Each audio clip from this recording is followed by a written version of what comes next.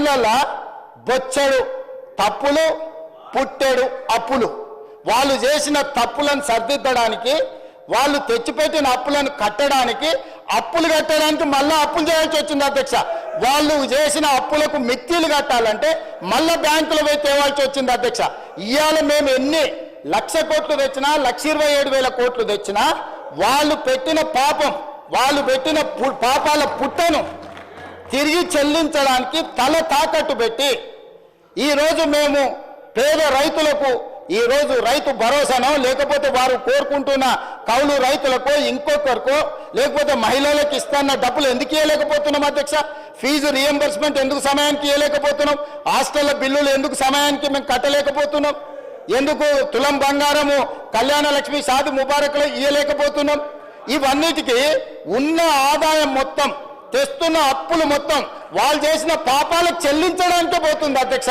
ఇదే 1,27,000 కోట్లు, ఇదే 1,27,000 కోట్లు నా దగ్గర ఉంటే, వాళ్ళు చేసిన పాపాలకు, వాళ్ళ తప్పులకు, వాళ్ళ అప్పులకు చెల్లించే భారం నా మీద పడకపోయి ఉంటే ఈ 1,27,000 కోట్లతోని తెలంగాణ రాష్ట్రంలో అద్భుతాలు సృష్టించేటోని అధ్యక్ష. నేను ఏ రైతు కూడా అన్ని పండించిన పంటలకు గిట్టుబాటు ధర ఇచ్చి ఉండేటోని అధ్యక్ష ఉండుంటే, ఏ పిల్లవాడికి కూడా ఫీజు రియంబర్స్మెంట్ ఒక్క రోజు కూడా బకాయి లేకుండా చెల్లించటోని అధ్యక్ష.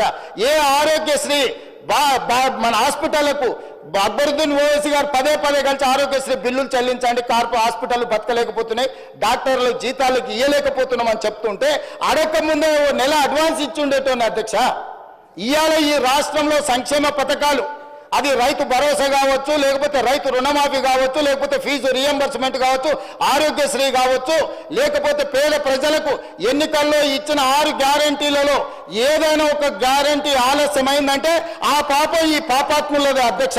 ఈ పాపాల భైరవులు రాష్ట్రాన్ని అమ్మేసి, కోకపేట అమ్మిరి, ఔటర్ రింగ్ రోడ్ అమ్మిరి, హైదరాబాద్ భూములు అమ్మిరి, హైటెక్ సిటీ అమ్మేసిరి, ప్రతిదీ అమ్మేసింది అధ్యక్ష. వైన్ షాపులు లాస్ట్కు మన ఏమంటారు మన బలహీనతను కూడా 6 నెలల ముందుగానే అమ్మేసుకున్నారు అధ్యక్ష వైన్ షాప్ల పేర్ల మీద.